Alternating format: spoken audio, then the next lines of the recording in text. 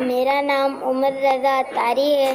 پیارے باپا جان، میرا سوال آپ کی بارگاہ میں یہ ہے کہ رجب میں کھیر پوری کیوں کھاتے ہیں؟ رجب شریف میں سیدنا امام جعفر صادق علیہ رحمت اللہ الرازق کے ایصال ثواب کے لیے کھیر پوری بنائی جاتی ہے۔ حضرت سیدنا امام جعفر صادق علیہ رحمت اللہ الرازق کا وصال شریف جو ہے نا، یہ 15 رجب المرجب کو ہوا، تو اس نسبت سے سارا ہی سال کر سکتے ہیں، 15 رجب کو کریں تو زیادہ اچھا ہے، اس کی خاص وصال کی تاریخ ہے، تو انشاءاللہ عز و جل ہم بھی کریں گے، اور یہ جائز ہے کیونکہ یہ ایک ایصال ثواب کی صورت ہے۔ اب کنڈے ہی کیوں کرتے ہو؟ تو چلو میں کنڈے نہیں کرتا، آپ پتیلا کرو، بس آپ کو چھوٹ ہے۔ میں کنڈے کرتا ہوں، آپ پتیلا کرو، اچھا دیگ چڑھاؤ گے، جتنا شہد ڈالو گے اتنا میٹھا ہوگا۔ تو دیگ، پتیلا اور کنڈے کا جھگڑا نہیں ہے، جھگڑا کچھ اور ہے کہ وسوسوں کا شکار ہو جاتے ہیں بیچارے کہ یہ لگا بندھا یہ نہیں ہونا چاہیے۔ پر لگا بندھا کیا نہیں ہوتا؟ شادی کی تاریخ لگی بندی ہوتی ہے، ولیمے کی تاریخ لگی بندی ہوتی ہے، ہال لگا بندھا بک ہوتا ہے، اور کتنے لگے بندے کام ہوتے ہیں۔ 14 اگست کو جشن آزادی لگا بندھا ہی ہوتا ہے، بہت سارے تاریخی دن لوگ مناتے ہیں، لگے بندے ہوتے ہیں، عیدیں لگی بندی ہوتی ہیں، ہر ہفتے ایک لگی بندی عید آتی ہے، ہر ہفتے ہے، کسی کو معلوم؟ جمعہ، یہ حدیث میں اس کو عید کہا گیا ہے، جمعے کو لگا بندہ ہے۔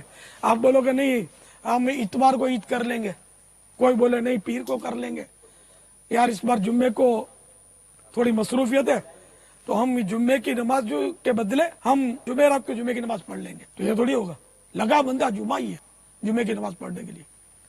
چلو یہ آپ کہیں گے اس پر نص ہے، اور یہ کنڈے پہ نص یعنی کہ کوئی ایسی دلیل نہیں ہے کہ فلاں تاریخ کو ہی کرو اور کنڈا ہی کرو، تو ہم نے بھی فلاں تاریخ کو ہی کرو یہ تو نہیں کہا، اور کنڈا ہی کرو یہ بھی ضروری نہیں ہے، پتیلا کرو، آپ دیکھ کرو، کھیر پوری مت کرو، بریانی کرو، قورمہ روٹی کرو نیاز کی، کچھ بھی مت کرو تو بھی جائز ہے، کچھ نہ کرنا بھی جائز ہے، لیکن جو کرتا ہے اس کو ناجائز کہنا ناجائز ہے، کہ جس کو شریعت نے ناجائز نہیں کہا اس کو کوئی ناجائز کیوں کہے؟ کہ یہ شریعت پر افتراء کرنا ہوا، یعنی شریعت پر تہمت باندھنا ہوا۔ شریعت پر تہمت باندھنے سے مراد یہ کہ اللہ اور رسول پر تہمت باندھی نا اس نے۔ شریعت کیا ہے؟ اللہ اور رسول کے احکام ہے، تو یہ اللہ اور رسول پر تہمت ہے کہ نہ اللہ نے منع فرمایا نہ اس کے محبوب عز و جل و صلی اللہ تعالی علیہ وآلہ وسلم نے منع فرمایا، تو پھر یہ کہ آپ کیوں منع کرتے ہیں؟ یہ وسوسہ ہے، شیطان کے وسوسے کو جھٹک دیں اور خوب چیرج پوری کریں، کنڈے کریں، دونوں جہانوں کی برکتیں انشاءاللہ پائیں گے انشاءاللہ۔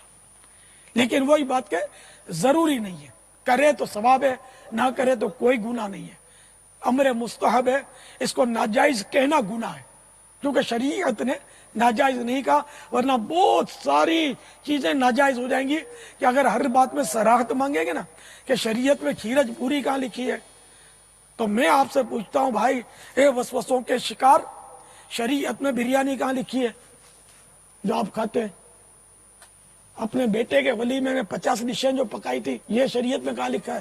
آپ کو معلوم ہے کہ سرکار صلی اللہ تعالی علیہ وآلہ وسلم کا جو سب سے بڑا ولیمہ ہوا تھا انہیں کتنی دیگیں چڑھی تھی اور کتنے شامیانے تنے تھے پتا ہے کچھ؟ پورا ایک بکرا ذبح ہوا تھا، سب سے بڑا ولیمہ جس میں ایک بکرا ذبح ہوا تھا، باقی اس سے چھوٹے تھے۔ اب پورے ڈھگے مطلب کلٹی کر دیتے ہو، تو اس لیے مطلب یہ کہ ہر بات میں صراحت نہیں ہوتی، ایک مطلب یعنی کہ اصول ہوتا ہے، اصول یہ کہ ایصال ثواب جائز ہے، اور کھانا کھلانا اللہ کی راہ میں جائز ہے، اس کے بے شمار فضائل اس کی حدیثیں موجود ہیں۔ حدیثوں میں یہاں تک کہ کھانا کھلانا مغفرت واجب کرنے والے کاموں میں سے